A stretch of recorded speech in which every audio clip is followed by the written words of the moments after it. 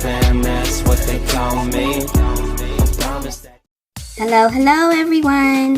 Thank you for coming to my channel. I'm your girl Sperry Wild, and we're going to jump right into the third part of how to turn your hobby into a business. Okay, now if you've already checked out part 1 and part 2, then you will know where we are at right now. If you have not done that, then I'm going to suggest you go back and you check out part 1 and part 2 so you can keep up with the discussion. Okay, so now the third thing that you want to do when you are trying to turn your hobby into a business is you have to know how much it is costing you to make your bottle cap light up crayon plastic spinner thingy. You have to know how much that costs. Okay, so A, when you go to the store, now just pretend like you have no supplies. You go to the store and you buy everything that you need, nothing extra. You buy everything that you need to make one plastic bottle cap spinner light up crayon thingy that we've been talking about. You get everything that's on your list. You're not buying things for extra projects and no, you're only buying what you need to make one of your product. Okay, now what you want to do is once you check out and you have that receipt, you bring that receipt home, and I want you to go over that receipt with a fine tooth comb. Fine tooth.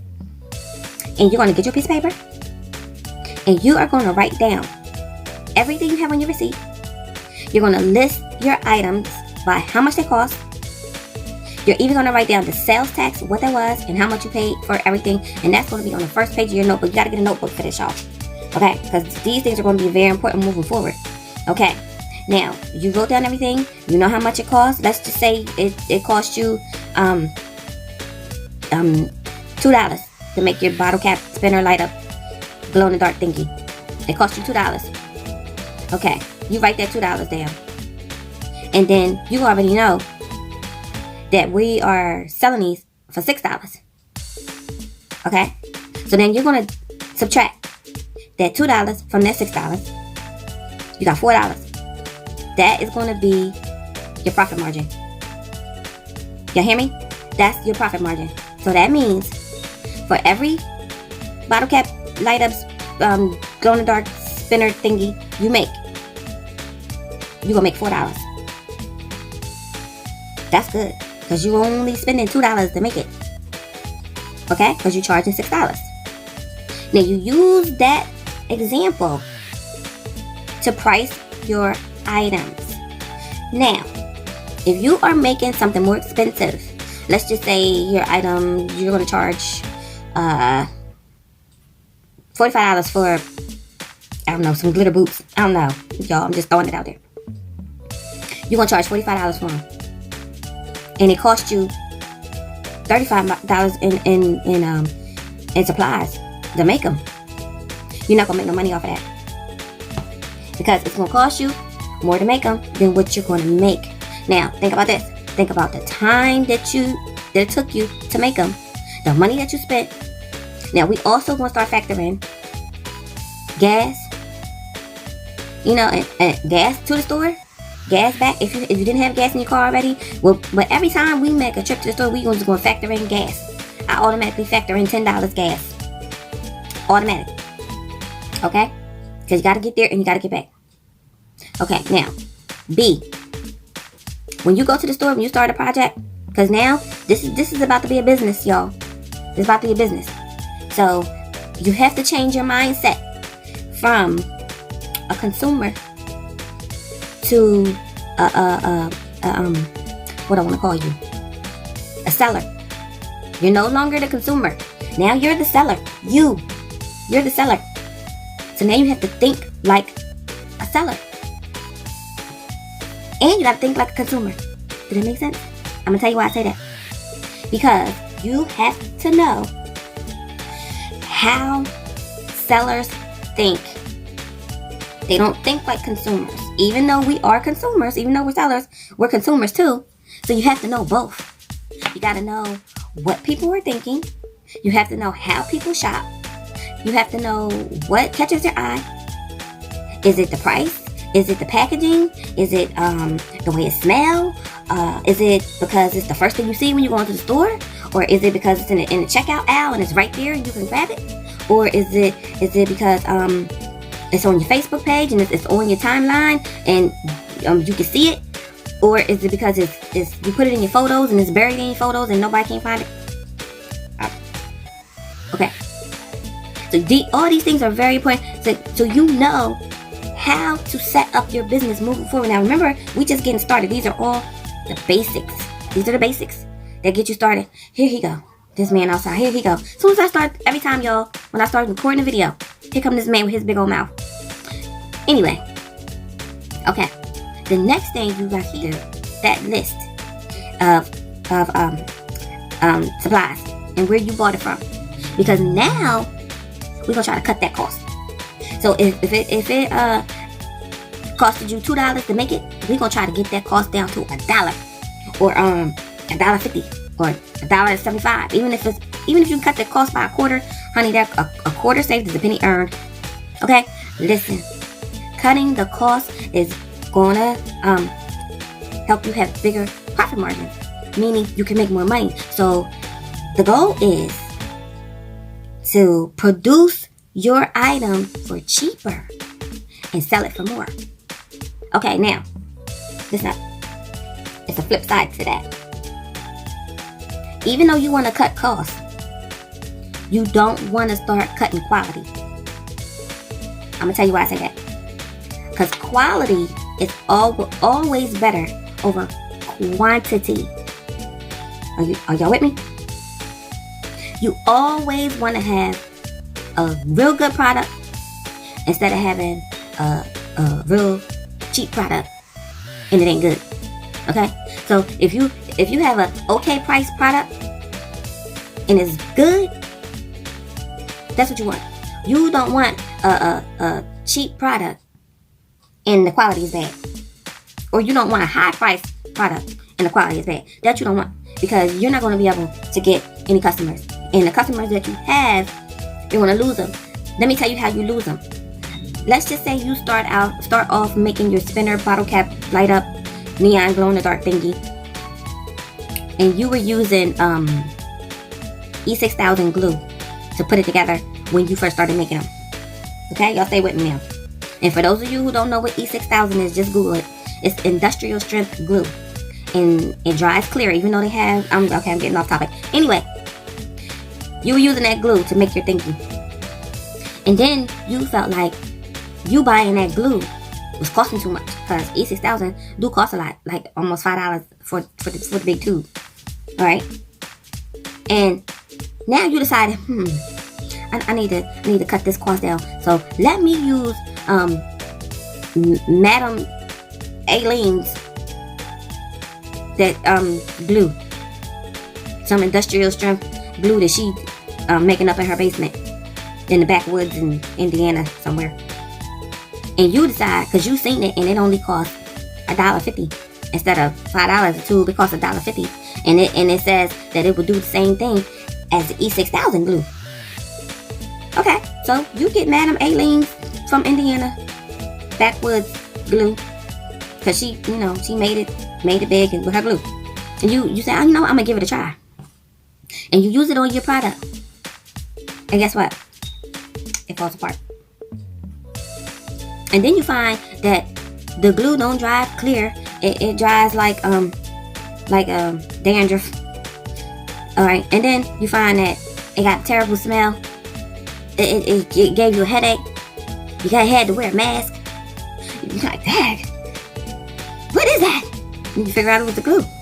Okay, and then you find that your stuff ain't even sticky. It ain't even stick. It ain't even hold your thingy together like it was supposed to. And then you're like, wow, okay, so what happened there? You wasted $1.50 on that glue when you know you should have stuck with what you first started using, because that's what was working, and it was working good, and nobody had no complaints, and you loved it, and you didn't have no complaints. You were just being cheap. Because now you want to make as much money as you can, as fast and as quick as you can. But you finding out that that's the wrong thing to do. Don't do that, sis. Bruh. Don't do that. Don't do that. Whatever supplies, keep using those supplies or get better supplies. You hear me? You never want to go cheaper unless it's a tester. You're testing it out just to see. You don't want to do that with orders. No. Don't do that. Don't do that. Don't do that. It's going to get you in trouble. Okay? So those are my tips for today. And let's see. Do I have any more tips for today? Oh yeah, I do have another tip for today. So when you get in supplies, in order to keep your costs down, and this is going to help you in the long run, you make a list and you don't buy nothing else that's not on that list. It's like going to the grocery store and your kids start throwing all this crap in the cart, and you went in the grocery store with $40 and you get up to the register and the lady say $102.95. And you looking like, what? No. Take that back. Take that out. Take that back. Put that back. And that. And little Becky, you get that out. You put that back. And little John, you put that back too. You don't want to do that. Make a list and stick to the list. Okay? Now, another tip is only buy supplies if you have to. You hear me? Only buy supplies if you have to buy them.